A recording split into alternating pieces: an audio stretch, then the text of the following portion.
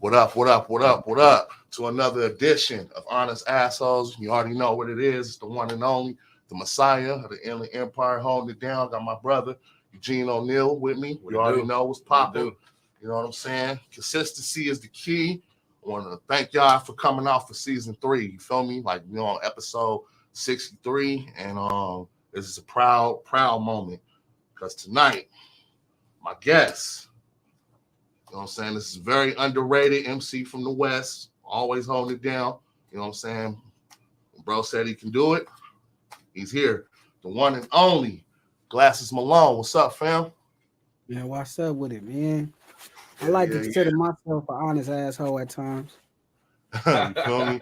Yeah, definitely. Brother, do we know? Do we know ever? Definitely. Man, Definitely. I get it bad. So shit, I hope y'all don't get it as bad as I get it. You know what I'm saying? Hey man, the title it speaks for itself. Like any guests that come out, we tell them, man, talk that shit, be who they are. That's what we about, fam. Again, Absolutely. we thank you for coming out. You know what I'm saying? We're gonna have some fun tonight, talk some shit, you know what I'm saying? But other than that though, bro, you know what I'm saying? I'm gonna ask you, man, you know what I'm saying? How you feeling, man? You know what I'm saying? You black, you alive, I see you over there looking good, got the pick in the hair, the old school, holding it down. Man, just feeling it, man. Antennas out, you feel me? Getting all of the signals I need to get from up top and shit, everything good, man. Nigga, blood pressure low.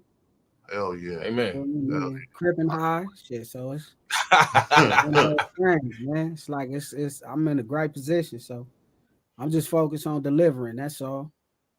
Yeah, definitely, bro. Speaking of delivery, fam, like I've been just throw this out there. I've been fucking with you since the Ghost Unit, the games mixtape when you freestyled off of that Cheers, Yeah. that was my first time ever hearing you. The irony that I literally was just playing that song. That's the first time I heard they saying in about 10 years. I'm releasing White Lightning 1, finally the streaming sites. And I'm working on kind of like this, almost like an infomercial for it. There's some funny shit that I'm working on, and I was like, I need to clear this song. I need to call Dre and clear this song. You know what I'm saying? So I could actually put it on the special, release the streaming version of White Lightning. I literally not even 20 minutes ago was listening to that song. I hadn't heard that song in 10 years, so it's funny you brought that song up. That project was funny though, because I remember when Chuck was working on it with DJ Ski and they was dissing G Unit. And I remember Gang was like, to this day, we still talk to each other. When we talk to each other, nigga, cuz me and I bloody. You know what I mean? I don't know, I guess niggas be dicks and shit, but it's something that we've been doing it ever since I knew the nigga. And I remember he was like, hey, you want to do 50 in them? Nigga, we finna make a whole project dissing 50. And G Unit. I'm like, I don't know, cuz, man. Plus, not to mention, my homie's really gonna be looking to kill that nigga if I'm dissing him. So stay out of this shit, you know what I mean? Because at that point, I hadn't really separated rap from the streets, and I was like, shit, I didn't really know what was going on as much as, you know what I mean, like kind of the outside looking in of what was happening. But I remember when he was working on that tape at DJ Ski's. Ski had a studio on Melrose at that time. Yeah, man. That Ghost Unit was that shit was fire, man. I've been fucking with you for a minute, fam. Like to me, your first album on Cash Money, Beach Cruise is like my favorite song on that motherfucker was Dope. Like you went in on that shit, my nigga. Like that was like track 3, and I was like, and I listened to the whole album, you know what I'm saying? Like I was just like, damn, man, like this shit is underrated. I don't hear too much of my homies talking like it should. Like I heard it like it's a few people and shit. I'm like, damn, this shit goes. So I just felt like that was like a very underrated album, bro. Like seriously, like the shit you had with T.I. Okay. Yeah, call me T.I. It was okay. It was okay. At that time, I had did a whole nother project that was ready for 2008. The actual real Beach Cruiser, which was like this whole story. And I brought it to Mac, and I think Mac at the time was like, man, this shit ain't gangster enough. And I remember being confused, like, nigga, this ain't gangster enough. Like, I'm a real 7th Street Crip nigga. Like, how could anything I do is gonna be gangster? And I understood what he was saying today, you know, which was he felt it wasn't like it wasn't obvious that I was a gang member, or, you know, culturally that's not what it came across on the project. But I still think that project, the original project, was better. By the time I made the version that came out, like, I was so frustrated because I didn't understand music at the time. Yeah. So you trying to put together an album, like, my natural gift as a human being is storytelling. Like, I always could write great stories and great ideas. So when I wrote that album, it was me. The original album, I wrote it from my gifted place. So it wasn't about, you know, how refined I was. It's really my gifted place. So when I made the other version of Beach Cruiser that was released, it was like kind of in the middle of nowhere. Like, I didn't know how to do it. So that while that moment is a very satisfying moment, it is also like a very like a down point to me. You know what I mean, it's like a down point in my place. I never felt so ignorant as I did when I was working on that record. Do you, I guess at the time or whatever, what because I know especially like was it 2008? I know it was. Do you feel like you're being from, you know what I'm saying, being a reputable member, like kind of maybe I guess shun some of the labels away? Or how do you feel like being, like I said, being an actual member, you know what I'm saying, helped you move through the game? Sure. It didn't. Shit, today I got kicked off of my Instagram for being a Crip. Like, my Instagram is down right now. You feel me? They like disabled my account. I was on an Instagram page, and it was like a Crips Instagram page. You know, I don't want to get it kind of banned and shit by screaming it, but if you look on Instagram, there are pages that are dedicated to just legendary Crips. And there was a picture posted of, I think it was Tookie, Sweetback, Donald Archie, just some like about 4 or 5 legendary like Crip niggas. And I was like, oh shit, the Crips. And, you know, I put that on there. About 60 seconds later, they gave me a strike. It was like, man, your account is disabled. And like, that was like the 3rd time probably over like a month where like I might have said something about being a Crip or the Crips, and they was like, they said something about a hateful group. So I was like, shit. And, you know, I mean, I want to raise hell about it, but, you know, be on Instagram or be a real Crip. Like, you know, be a Crip is more important to me than being on Instagram. So, God, you know, hopefully they understand that, you know, most of their understanding of it comes from color television. It ain't, you know, it ain't real. So, right. And do you think some of that stuff like kind of put your music in a box? Because I'm sure like you had other songs that obviously had nothing to do with, you know what I'm saying, banging. You know what I'm saying, it was just feel good songs. Do you think some of those songs didn't get put out like your single type songs? You think some of that didn't get pushed out because of? Or did they put you in the box? No, I think people expected me to make a certain style of music. I mean, and if you are in the box, you in the box with Snoop Dogg. That's like the best box in the world to be in. You know what I mean? You be in the box with Snoop, cause that's a great box. But no, I just was ignorant, man. I didn't know what I was doing. You know what I'm saying? Initially being a Crip didn't matter.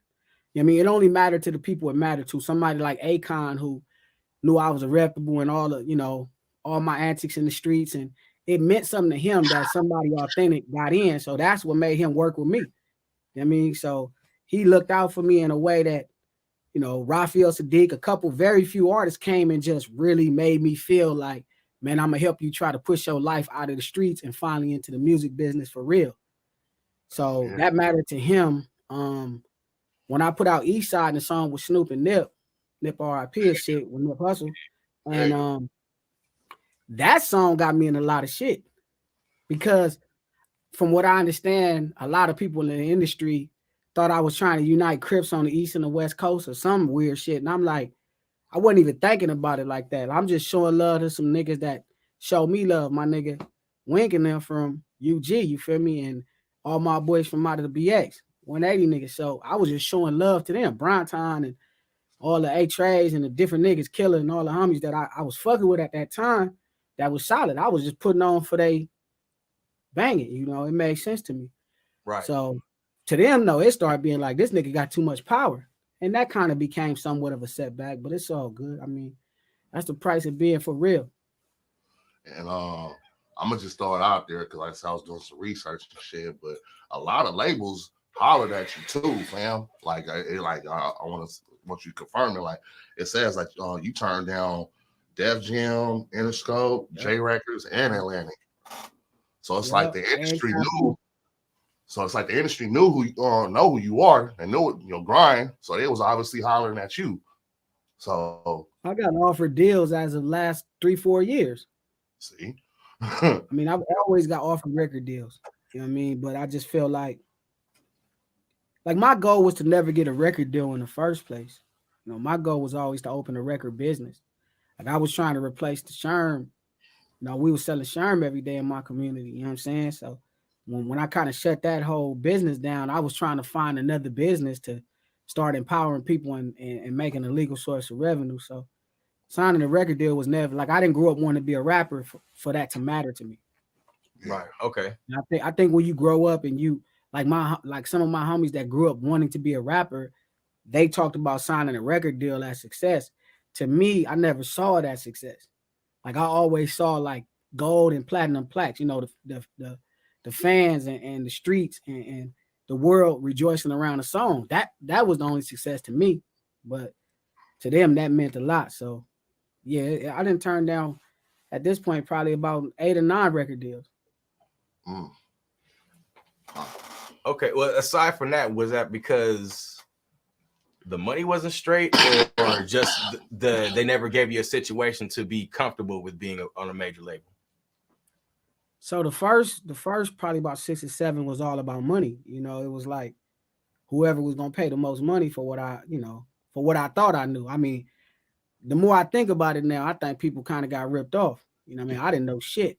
Like, it was really they was taking a very bad gamble on somebody that had a gift and some talent, but nowhere near what you need to be successful in the business.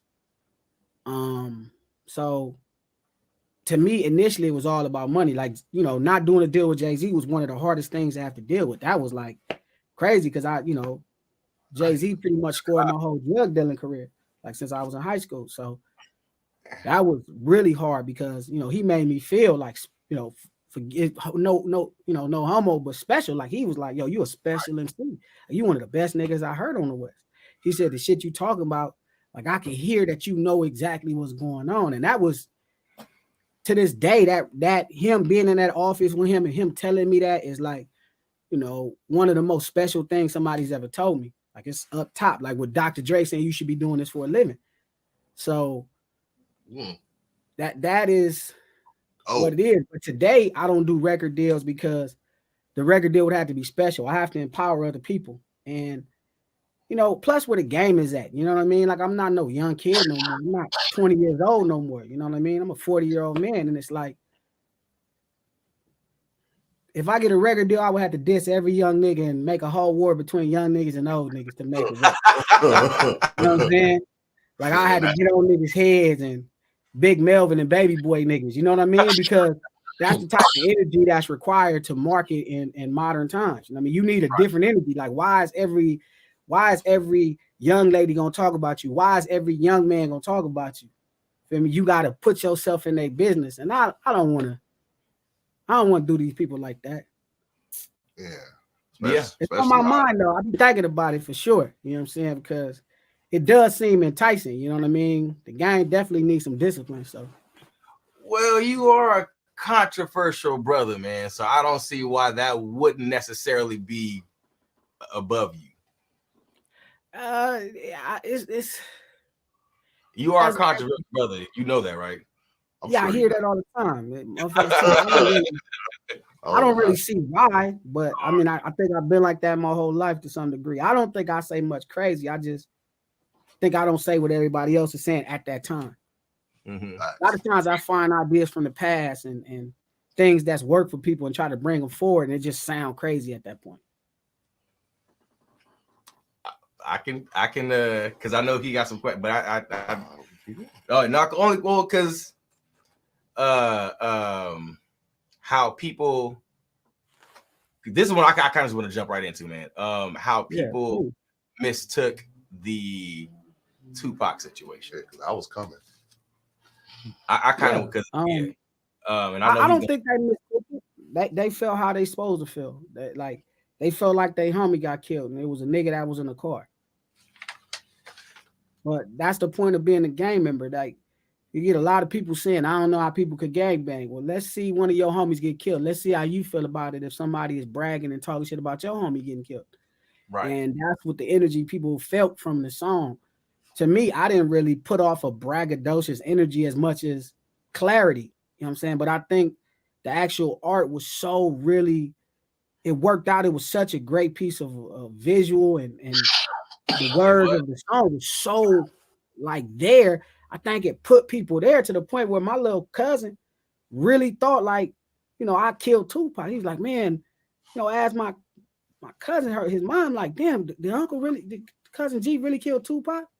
Like, it was serious, you know what I'm saying? So like, it was people that really hit me on Instagram and thought I had something to do with Tupac dying versus, me just making the idea. But again, man, that's not tongue in cheek. Like, I didn't do it to be a dick. I did it because I realized to make real hip hop, my job is to give the streets perspective, of which culture that I have the most insight with, which is gangbanging, you know what I mean, into a mainstream, something that's a mainstream aspect.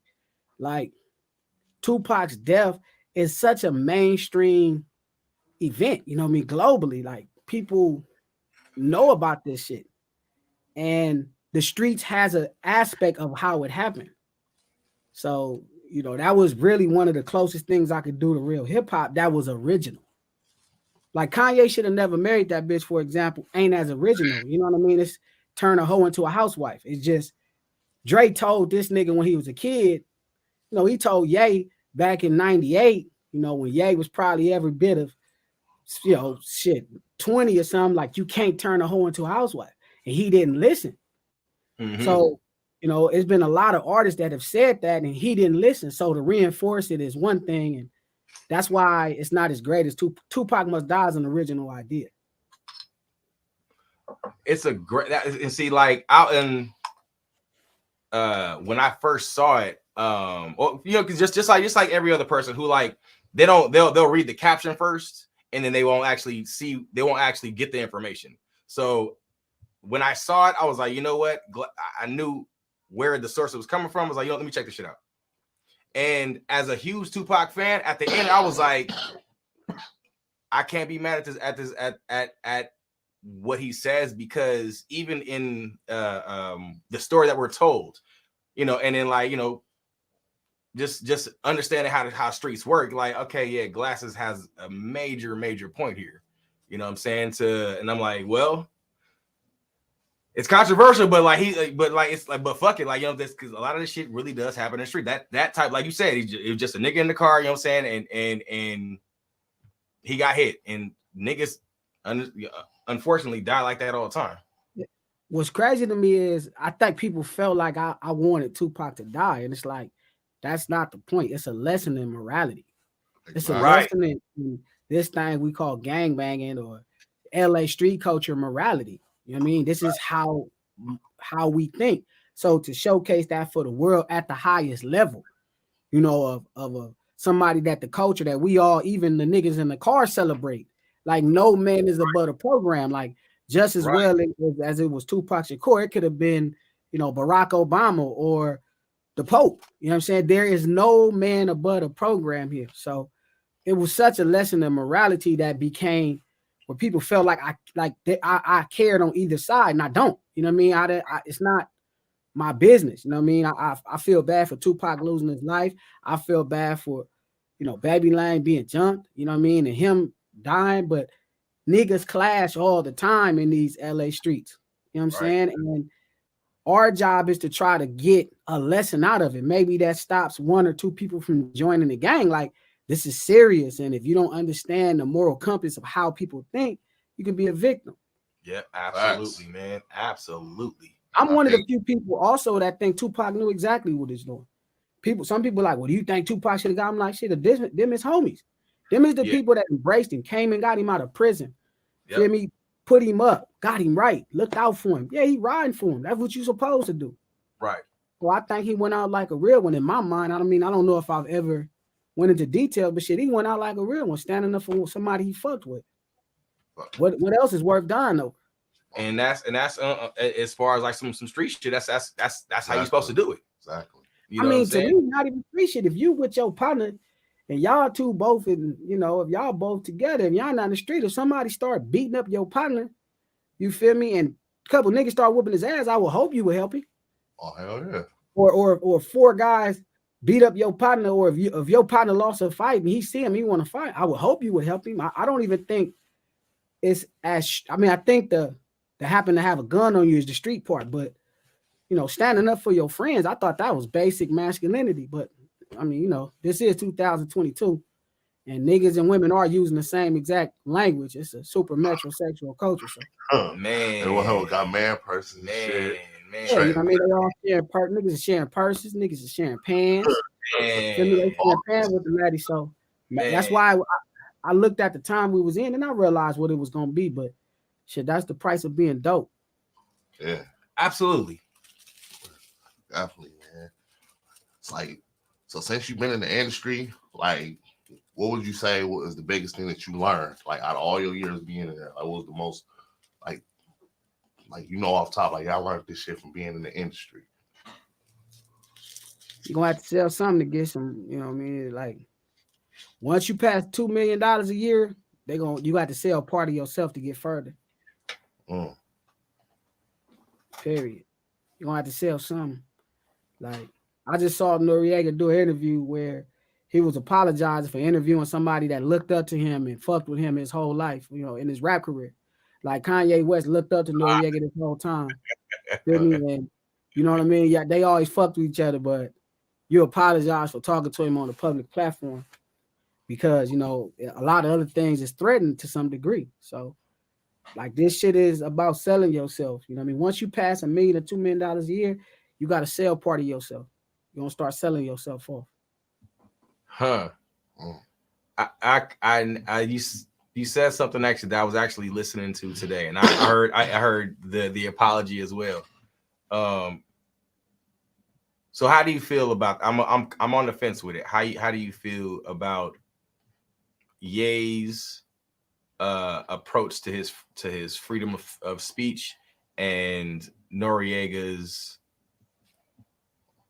I guess, apology to it? Let's call it that. I mean, I understand what Noriega is about to lose. Yeah. I understand what he's protecting. Ye is right. Freedom of speech is a dear thing, when it comes to American values. But I think Ye just is irresponsible when it comes to culture, but only because the true enforcer of culture is street life when it comes to Black people. True. Everything comes from poverty and oppression. So even if it's the slave plantation and the food we eat, all the way to the way we talk, the slang and where that all come from, it's really enforced at those places. So if you take a kid that grew up, feel me, with a mom with a doctorate in some, suburban or middle class Chicago household, you know what I mean, to some degree, like Eddie Winslow, he may not feel as responsible for the community's thoughts as a whole, if that's not his background, you know what I mean? And I think with Ye, a lot of times we, again, it's one of those things where, we want to make everybody have hip hop's perspective. But the reality is everybody ain't grew up hip hop. Everybody didn't grow up with this type of oppression and poverty in modern times. Now, don't get me wrong. There's a separation between Black experience and Black culture. Very true. The Black experience is how people treat you. But the separation is Black culture is how you treat people. How we grow up is how we treat people. See, everybody, a Black kid born in Beverly Hills may not eat no soul food. He may not be around people that talk the way I talk, cousin. and use the slang I use and all the shit that we do in my community, he may never experience that. But the thing that we have in common is how white people treat him. And I think we have to start acknowledging that those are two separate journeys. They come the same when you at the worst parts.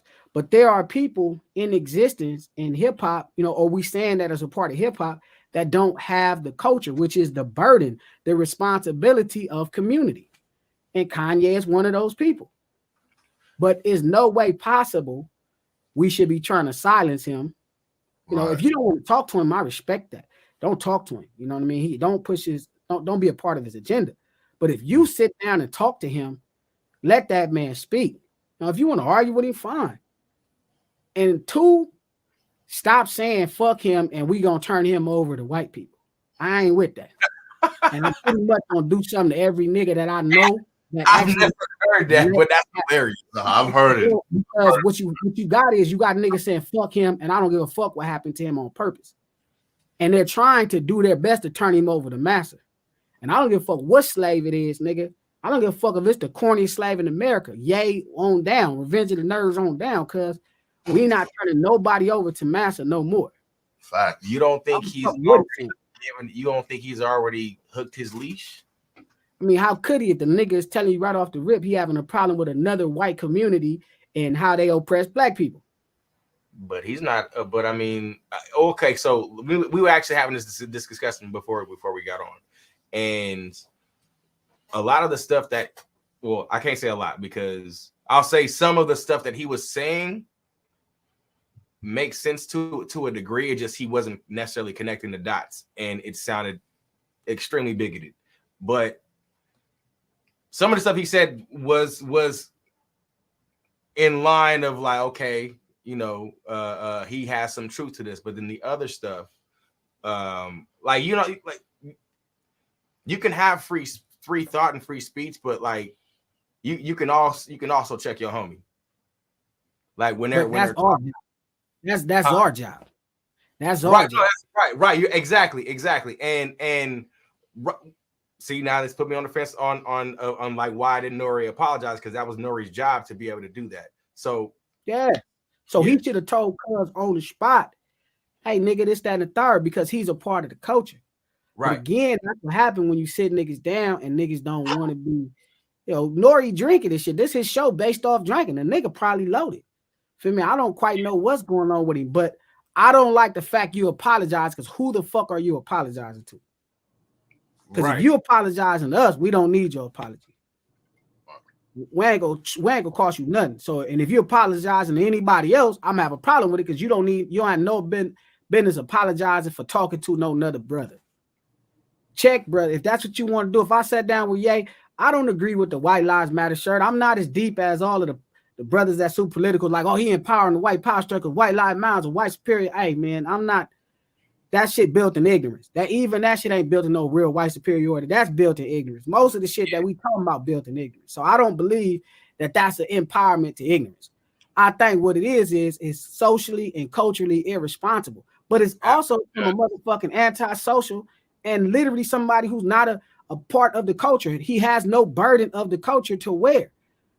That goes back into the initial conversation of hip hop, where it was like, how many people are we going to allow to come through this door like they one of us, and then they get out there and now they dating white women and doing every corny thing in the world to represent us, or they not speaking up for our problems? How many times are we going to let Machine Gun Kelly come and then he going to turn white when he get all the way through the door? Right. How many times we going to let a Post Malone get there, then he turn around and get to the door and say he don't fuck with hip hop? How many times we going to let a Ye through the hip hop door? You feel me? He don't have the burden of all these older black women who feelings is hurt because you wore that dumbass shirt. How many times are we gonna let them come through hip hop? But that's this weird thing going on in black culture, where they're trying to say, oh, the streets is not good enough because you like, I'm looking at a lot of powerful brothers that's in the business that became C. Dolores Tucker, where they trying to condemn what we talking about. You got brothers like, oh, drill music is deaf music, and that's why people are dying. Not people are dying so drill music exists, but people are dying because drill music exists. Not, listen what I'm saying, cuz not drill music exists because people are dying the way they are dying in Chicago, but people are dying the way they're dying in Chicago because drill music exists. That's what they think. Who the fuck blames the art and not the influence? Like, we not even walking to the problem so we could change the issue at the root. We like shut the rappers up. That way we don't have to hear about their problems. Right. Like all of these modern Negroes is becoming the Dolores Tucker. So it's a lot of things I'm not fucking with because I got the spirit of hip hop still bubbling in my shit hard in my body. No, that was a great fucking answer. Oh, yeah. That was a great answer. Like, and like I said, it put me into more of a perspective because like I thought that too, as far as why Nori would be apologizing for allowing a 3-hour interview to go on like that, and then once he saw backlash, he saw his product was going to be was going to be hurt by the backlash, so he decided to, and like you said, hey, I agree. I think he's apologizing to the powers that be that own his show. I just think it comes to a space to where, like, I don't know why. I respect Noriega a lot, so I'm not gonna be up there saying some fucked up shit about Nori. I just wish he wouldn't have did his brother like that. Right. I feel like if you want to check him on the spot, and if you stood with him, stand with him. I mean, stand with him through the fire. But that's my opinion, and it's where I'm at, not where Cuz is at. Where he at is where he at. Love it. Oh yeah. So as like with that being said, like I'm pretty sure you experienced a whole lot of dealt with like a whole bunch of fake rappers by being in the industry. I know you was signing to Cash Money, so I know you was around a gang of motherfuckers. I don't know if I would call motherfuckers fake. I think it's up to us to believe who telling the truth and who just entertaining. Right. You know what I mean? I think I was like that when I first came in. I thought everybody was for real. I thought all these niggas was what it was. You feel me? But some of them are just poets, and some of them are really just telling the experience for us. You know what I'm saying? About what's going on in LA. You know what I mean? They making sure everybody was aware of the struggles and how we dealt with the struggles and how we adjusted and overcame them. You know what I mean? So I think, sure, I would love to jump out, like, all these fake ass niggas, but I mean, they real ass motherfucking, they real ass messengers and they real ass talents. And I think that's what the entertainment business is about. My job as a real one is to try to get in here and become a real talent and become viable. You know what I'm saying? Their job is to do what they do. So we all got to do the same job. They just got to live. They got a head start. They got a head start in being able to, this is what they want to do. So they was way out on it. I was busy living the culture. So I got to catch up. How much unity is there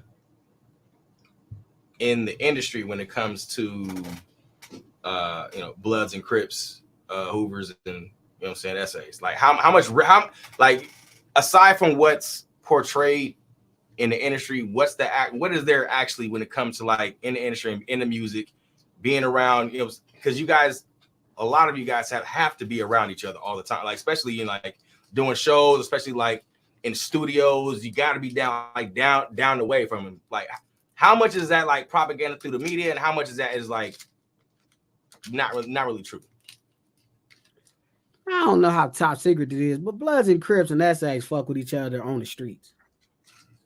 Right, and that's what I'm saying. Like they fuck with each other in the business for sure, more than they do even on the streets. But it's been a long time, and I doubt even in that time it was, what everybody wanted it to be. I mean, Bloods and Crips fuck with each other. I get a lot of people like the presentation of this kind of civil war where it's like Bloods versus Crips, but in real life, man, it's really communities versus communities. Fighting over whatever resources, fighting over whatever, simple pride been hurt, whatever poor people fight over, that's what niggas fight over. But in the industry, shit, it's the same, man. Like we fuck with, like niggas fuck with who fuck with them. You know what I mean? Like I done did songs with a ton of, South Side artist, North Side artist. I don't give a fuck where they from. I don't give a fuck if it's a nigga from any gang. Nigga, is your shit good? If your shit good and I got an idea that we could do together, let's do it. No different than when I would sell Sherm and it was my homies from the mob used to get Sherm off. I'm gonna get them some Sherm. You feel me? I'm gonna fuck where they from. You know what I mean, when it's time to get down to the business, you're gonna fuck with who really fuck with you. Yeah, because they like I said, I mean, I'm not really sure even like now, but they still kind of propagate that, you know, that difference between, you know, the cultures. Well, because there is no difference between the cultures, to be quite honest. You know what I'm saying? Yeah. We all like. That's what I said. I always say that. I don't know what's different between Bloods and Crips. I mean, I don't think they have any fundamental. They don't have any fundamental functioning differences. You know what I mean? Outside of a few lingo, they don't eat. We all eat the same thing. I mean, there is some Crips who won't. There is some Bloods I know who won't eat Burger King, but I just think that's a bit dramatic. There are some people who won't eat tomatoes or ketchup because they don't want nothing red in their mouth, which is even real weird. Feel me? But at the end of the day, them same niggas will be up in the car and we all going to find food. I done been in a car with an OG Blood and an OG Crip nigga, like some legends and some street shit. And one niggas is starving after a concert. I'm with Mac 10 and it's both his bodyguards and niggas that he fuck with, his older homies. And one don't want to eat Burger King and the other one don't go to another place because, you know, I ain't eating no BK. That shit is called BK. And I'm like, bro, it is too late to be in Denver arguing about food, my nigga. Like, we need to eat what's available. But we don't go to BK and a nigga arguing, well, I don't want no ketchup on my food, you know, because I don't want to put nothing red. It just, I don't know if, I don't know, you know what I mean, if that's real, because we all in the same goddamn car trying to eat. So I don't really, I mean, I think people just silly and petty. And the fact that you said it was in Denver, nigga, so I know it was either cold. Feel me? You gotta think it's one in the corner. We done finished the concert trying to find food, and niggas arguing about the few restaurants that's open. Niggas, I can't yeah, man. Niggas want to eat. Then my G homie, I just was talking the other day. He tried to tell me how, you know, how much, you know, oh man, I'm changing my life. Nigga, you just didn't want to eat Burger King 12 years ago. Like that was a betrayal of your community to eat Burger King, man. Man, like the second one on you. They go to so nigga, like, you had that BK burger. Take a picture. DP, nigga. DP. I wonder is that true, like in the Blood community? If I'm gonna ask my partners from Lanes, a couple of my partners, and ask them, like, do you get DP'd if you eat Burger King? Because the way they was acting, for me, it was funny. Man, I hope not, man. Because the niggas just trying to enjoy that burger, bro. They don't give a shit about nothing else, man. For real. Especially if the nigga like, hey, because like me, I'll take the Whopper and like, hey, yo, can I get some barbecue sauce? And I'm trying to dip it in barbecue sauce and I get DP'd, I'm gonna be really upset. More so just because, not because I got DP'd, because my burger guy is on the floor now. You know what's funny, man? Gang banging is not unreasonable the way people think it is. It's very fundamentally sound. You know, the rules are simple. You are a criminal, so you cannot tell the police on crimes. Like, you have to maintain that part. 2, don't let your homie get beat up and you come back without a scratch. Some of this shit is just fundamental. It's fundamental motherfucking functions as far as when you come up, you know, poor in the community. I hope it's like this in Beverly Hills. I'd be mad as a motherfucker if let Zach get beat up and came home, was like, well, Chad's getting beat up, and I was watching him, Dad. It was like, you didn't help Chad, you feel me? So I hope these are fundamental, you know, I hope these are fundamental things in all masculine, you know, relationships as far as men go, but you never know. It's 2022. Yeah, like I don't really know what's the most unreasonable thing you've heard about gangbanging. Heard or like rumor wise, what's the most unreasonable? You like, man, that is unreasonable. Like how they say, be like senseless. Like, what's the most unreasonable thing you've heard about gangbanging? Like that you was like, you can never ask nobody if this true because you really didn't want to look crazy asking the gang member, you know, because y'all from the land, you know what I mean? Y'all from the great LA, period. So, you know, what's the one thing you might have heard? Like, is this true that this happened? Like, what's the most unreasonable thing you heard about being a gang member? That dude, I want to say dude Damn, my nigga, I'm really thinking about But and that I can't shit. say it's unreasonable because I mean I've you know shit I've been around this specific thing, but it's like they think it's like this happens every single day, where like people just be walking by just shooting at niggas. That's just ridiculous. Exactly. Yeah, exactly. No, That's just I asshole. look. Yeah, Look, so it's my parents moved us out of Rialto, and Rialto at the time was, you know, had a name to it. You know what I'm saying? And you know what I'm saying? And I'm from Inglewood, so just understanding like how life works, and having, you know, family members in these, you know what I'm saying, in certain hoods, like, you know, so I understand things, but my parents ended up moving to a very white neighborhood. So which is like my last few parts of my high school years. So there was a neighbor that I had, and this is the kid that you know asked me these questions. I'm like, bro, let me just take you down to some certain places out here. So at the time, I took him over there to the over in the Dino. Yeah, but I took him over to the actually way more dangerous for they just put that motherfucker as the #1 murder capital of the world. I was like, they turned the first shootout I ever got into as a rapper was in San Bernardino. I believe it. Yeah, I believe it, bro. I believe it. I don't know what the fuck was going on. I just had to get off on some niggas, some crazy shit just randomly. What the fuck is going on? But San Bernardino is like really like cowboy country. Like niggas don't really want to admit it, but them niggas out there is cowboy. Them niggas is draw gun you down at sundown type niggas. Yeah, so I took him over to the Squad Up G's hood. You know what I'm saying? Shout out to some of the homies. And I took this nigga at like 10 p.m. at night. And I was trying to show him, like, yo, bro, it's at night. There's really no street lights down there. And I'm like, yo, bro, it's not what you think, man. Like, people are at home sleep. It's 10 o'clock. There's no under. You don't go out. You know, niggas is out here walking the street shooting at niggas. You know what I'm saying? They're humans. I think we're still at risk. No, I mean, no, bro. We got out, parked, told them to walk around. I was like, nigga, there's nothing happening here, bro. They are asleep. Yeah. Just understand. I was like, but understand this though, bro. Like, you can't necessarily do this all the time. You have to understand where you at. Yeah, facts. Like, I was telling the homie Van Lathan that I was like, Van, 330 days of the year, the hood is pretty much fun. I said the problem is those 30 days when it's on. Yeah. You know what I'm saying? All the time it ain't a bunch of shooting. You know what I'm saying? But the times it is, you know, you really go to, you know, you really up in Vietnam with this shit. Facts. Right. True. But, I just feel like the way people talk about, like I said, to lose my account on IG for being a Crip is like, what do you think is going on? Like they called it a hate group, like it's the Nazis, like niggas is planning a whole genocide against another community. Like, it ain't enough killings for this to work out. This ain't nobody hanging nobody. You know what I mean? This ain't the same. So I always wonder when I always ask other people that's gang members or not gang members, like, what's the most unreasonable thing? Like, you know what I mean? Like, it's not encouraged to just walk down the street and shoot random people. Actually, niggas will do something to you about that.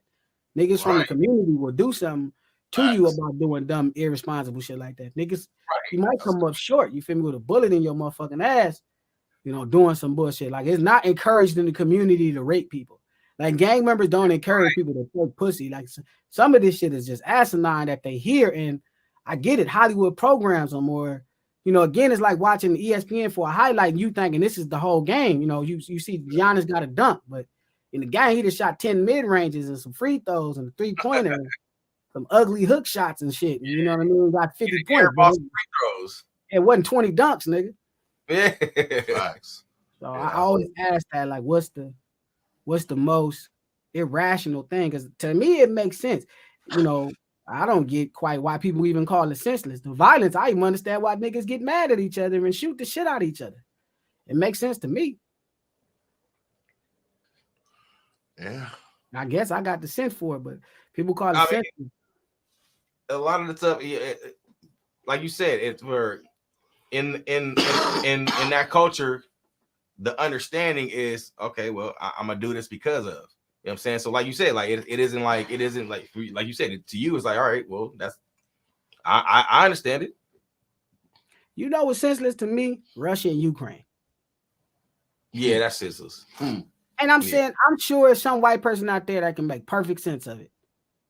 And I'll be like, what? Like they fighting over because Ukraine used to be a part of Russia, and now they not, and now they want to fight them because they not. I don't know what the fuck the white folks fighting over. Right. I have no idea. I just know them motherfuckers is trying to bomb nuclear plants and dropping bombs, shooting the shit out of people and doing all kind of unsavory shit. And that's senseless. It's on the news every night. I never hear the reporters like in senseless violence. They always like with a conflict between Russia and Ukraine. I would love for our community to, the conflict between the 60s and 80s dates back to the 76. Why you don't talk about it with the same respect you talk about Russia and Ukraine? You know what I mean? Why you don't put respect on niggas' issues like you put respect on these white folks' issues? People got issues. If you showcase the issues, maybe somebody could go in there and resolve the conflict. But if you hide conflict and base it in ignorance, like, they just fighting because they exist. Feel me? That's the human condition in general. Niggas fight because they just exist. But you know what I mean? If it was respect put on it, maybe people would look at it and try to help, provide solutions into what's really the defining factor of it. Just like in hip hop, where you don't want to actually deal with Chicago niggas drilling each other. You want to deal with the art that represents drilling. You don't want to go deal with these niggas that's actually killing each other, that's aspiring to rap. Let me go in here and figure out how's these niggas getting these guns? How's these niggas getting all these opioids and they broke? How's all this stuff happening? Let's fix that and we'll fix the art. Absolutely. Makes sense to me, but I ain't the smartest motherfucker in the world. So they like to propagate black on black crime. So that's why they don't talk about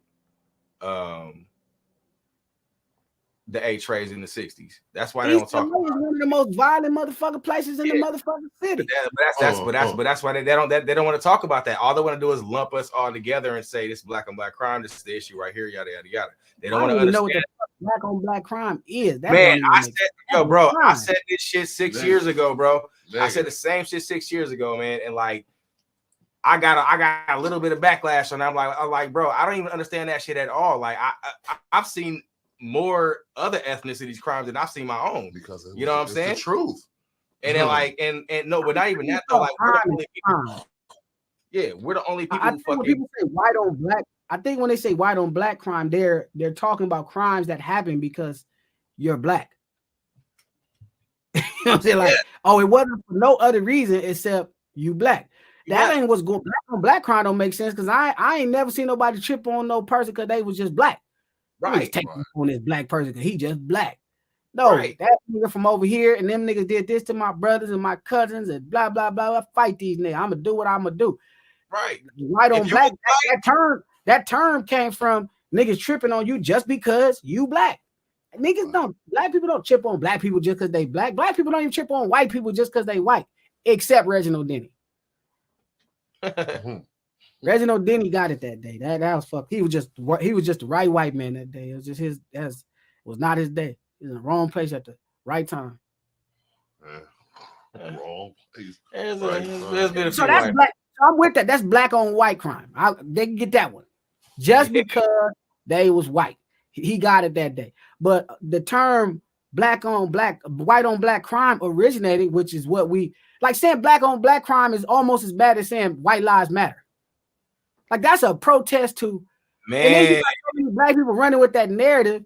That's a protest to white lives matter. I get what they're saying. They're saying that's a protest to black lives matter. It's like, which is not. It really is. I'm so ignorant. I don't quite understand what this movement's about. But I know my life matters, and I'm not black. So let me jump in instead of trying to figure out what's going on. Let me just jump in and throw I matter in there. So it's really that's how people is when they say black on black crime. Y'all talking about white on black crime. What about black on black crime? That's another ignorant response to an idea. But motherfuckers is crazy. Motherfuckers be like, I just need to say something. And that's what I'm saying. Like people and people will use like you said earlier, like people they won't talk about the politics within the hoods. You know what I'm saying? Because like that actually makes sense. If police and everything like that news understood like politics within the hoods and understand like what certain people want in these districts, like maybe certain things would change. Maybe if they're talking about it a lot. So, shit, it make perfect sense to me. That's what they're doing in Russia and Ukraine. Right. You would think. They also millions of after niggas, millions of American dollars, which makes absolutely no billions. sense. Billions, yeah, that makes no sense. We about to hit a recession because of that shit. I'm just saying. But, you know, at the end of the day, man, you know what the fuck do a crib know? IG don't even think I deserve an account. They gonna give it back to you. They gonna give it back to you, but they were like, "I'm sorry, I apologize." Here's they ain't gonna never do nothing. They ain't doing no Noriega at all. No, they are. No, they not gonna do none of that. They gonna be like, "You can have it back, little nigga. Here you go. You lucky we let you get back on the platform. Be careful next time, nigga. Don't be representing Crip." And for sure, the first thing I'm gonna do is put up a Crip flag on the phone. So we know how this is gonna go. You know what I mean? So they ain't apologizing for shit. You know what I mean? So it's all love, man. For sure. Speaking of love, bro, like you feeling today's music, bro, out west, bro? Like you like the movement, you like where it's going? You know, for a minute, man, we had a drought.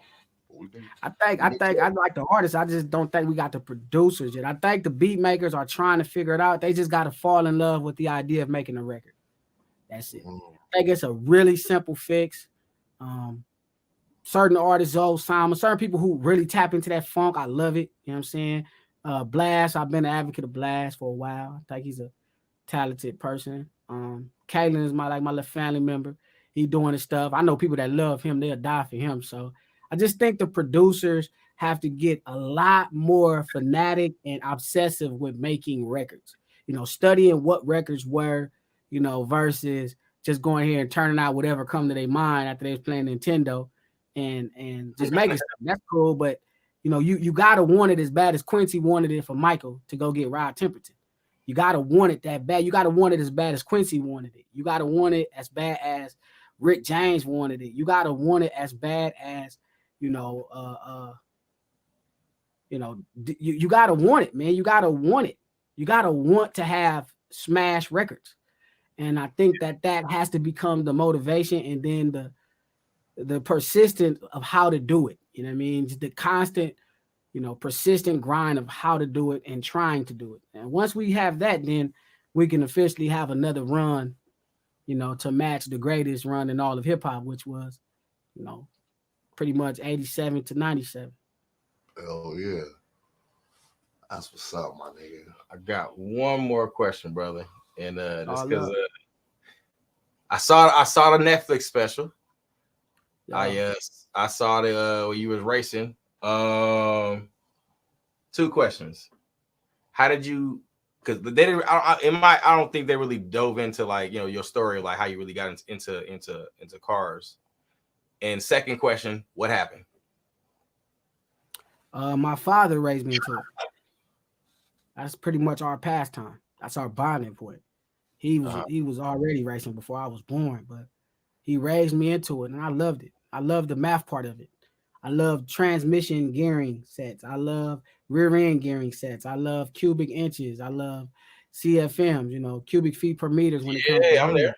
Yeah. You know what I'm saying? I love everything about it. I love trying to get the right tire size, trying to get the right camshaft and the right RPM, the right torque converter, make sure it lock up with the nitrous at a crazy, high RPM. I love the math of it. So it worked out. I'm naturally gifted at math, like storytelling, right? Writing stories. And you feel me? My father raised me in it. So it worked out for me. And what happened at the race is they took us to a place where it had no rubber down. And drag racing is a weird sport. I think it's one of the most biggest sports that everybody know about. Everybody knows about racing, drag racing, car racing. You've heard of it. You'll be hard pressed to find anybody on the globe that says, "Hey, 2 cars racing." I've never heard of that. So everybody's heard of the sport that's car racing, but very few people, less than probably 1%, know any detail of it. And one of them is rubber on the ground. And where they took us to race at this drag strip, there was no rubber. So the nitrous oxide, if I would have grabbed the component, the unit, it was like the tires would have went up in smoke. I wouldn't have went nowhere. They would have just spun and I'd have stayed right there. Like the car it was all, I guess, asphalt the whole way. Yeah, but asphalt is dope. It just as long as it has rubber. Right. Yeah. Like when you do enough burnouts with tires, if you look at somewhere where they race at on the street, Right. There's like, rubber on there. there's these skid marks. That's rubber. Right. And that's what you need to make sure, the tires don't spin. The car just goes forward instead of just standing still spinning until it's ready to get out its own way. Right. So were you the first? Were you the first cars that were doing it? Because normally, like you said, there's cars that have already done it, that's already burnouts from there, or is that already previously put there? That specific place, I don't think nobody. Well, I know nobody raced there because there was no rubber on the ground. Okay. And it had to be a decision. See, when I signed my record deal, part of the record deal in my contract, which I need to post for people, is I couldn't drag race. They felt it was too dangerous. Oh, wow. Which makes me think they really do have insurance on your life. But it was too dangerous. That was part of my contract. And when I got out of my contract, when I started to work on that show, which was about probably 2 years after I got out of my contract, I hadn't raced in a while. So being witty in races is something I'm good at. Like I was helpful to anybody I grew up with watching them because I would always come up with great ideas. One of the ideas was I should have put the nitrous oxide unit on or like they call it in Fast and Furious, NOS. When they grab that button, the car go fast. If I would have put it on a button, you know what I mean? That's what, if I would have been racing like normally, I would have put it on a button because I would have thought to myself, like, they might take it somewhere where there's nobody's raced that before. But Glasses being a rapper now and not being, the racer I was, it's been years, I wasn't thinking. So the nitrous button is actually on the gas pedal. You have to hit the gas pedal full throttle. It's right on the carburetor. So as the throttle body goes down, it activates the nitrous. So it has to be full throttle. So only I would have left on a motor, just straight motor, trans brake, and left. Then grabbed it. Yeah, I just went out of there. But stupid Glasses and ignorant Glasses and non-racing Glasses didn't think about that. So I got my ass whipped by a Ferrari. Yeah, because I think you would have smoked them.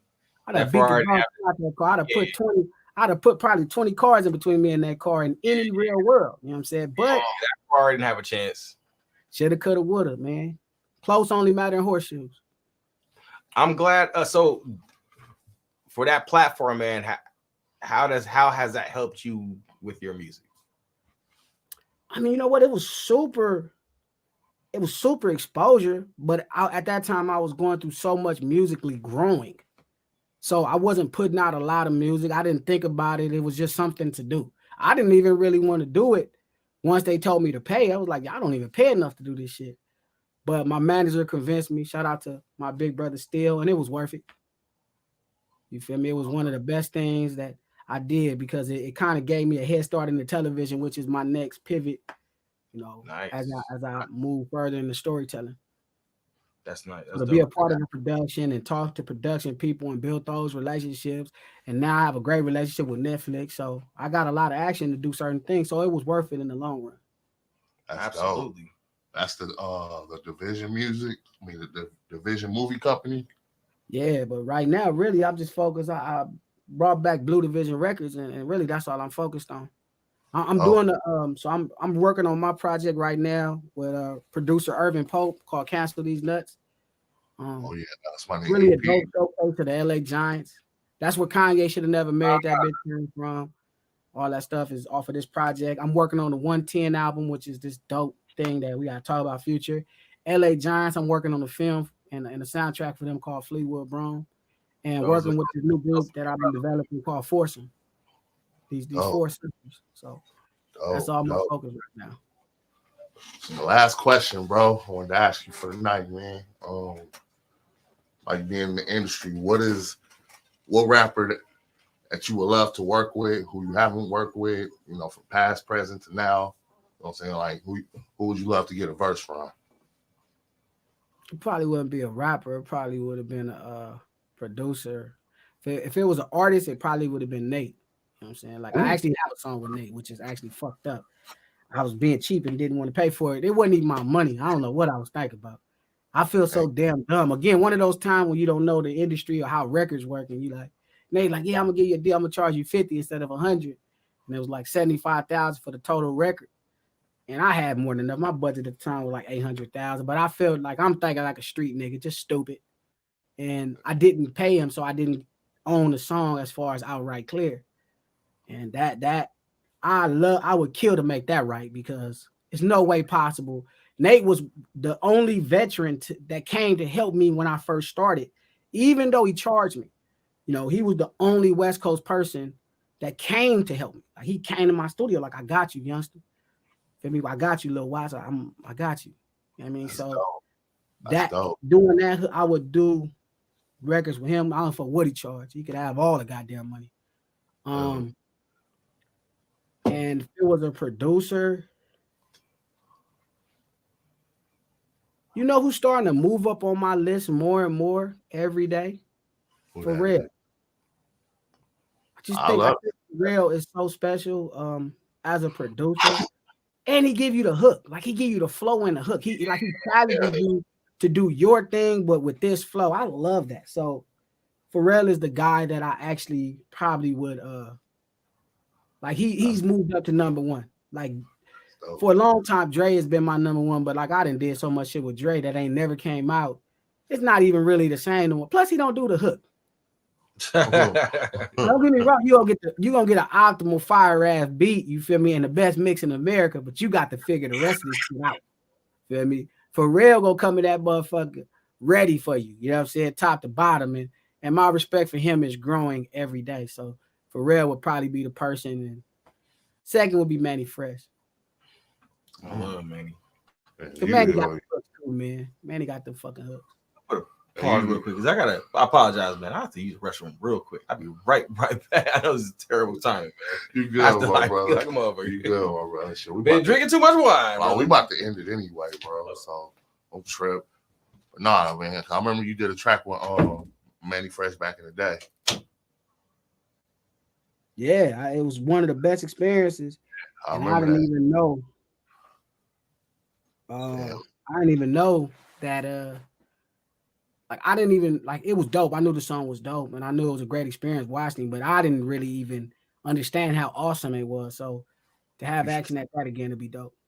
You should fuck with me, shorty. You should fuck with me, shorty. Yeah. And I was on the original Beach Cruiser. They didn't make the second one. But see, that should have really been the second song, not Haters. Yeah. You know what I mean? But again, man, it's one of those things you can't go back. Ain't no DeLorean could go back in time and change it all. So it's dope. It was a few hits, my nigga. Like I say, my nigga, I've been fucking with you. I really want to thank you for coming out, bro. Like, this has been a dope episode, fam. Like, when I was like, when you saw my story, I was like, let me reach out to the homie and see what's up. I was like, all right, bet, let's put it together. So I saw love, bro. I try to support and check everything out on IG, man. You always got to stay abreast on the next thing, man. And being a part of the next thing is what it's all about. Definitely, fam. Well, you already know, my dude. Like, if I'm pretty sure you already know I'm gonna want you to come back. Maybe I can get you pull up to the studio. We about to turn this motherfucker up. It's a whole bunch of shit popping, bro. One of my partners right here. We about to get it, fam. So this is like the last episode. So this would be like this is the perfect way to end it, bro. So I really want to thank you again for coming out, fam. That's right, man. Congratulations on y'all third season. The consistency is a milestone by itself, man, and just keep on going, man. No matter what's going, keep on going. You feel me? Everything else will figure itself out. Big facts, man. Again, I already know, man. Thank you again, brother. Thank you again. I already know. I want to thank y'all for coming out. Got my big homie Glasses. You already know what it is. Live streaming next week. You already know what time it is. Honest Assholes. Let's get it. Good looking, fam. Much love, bro. Hell yeah.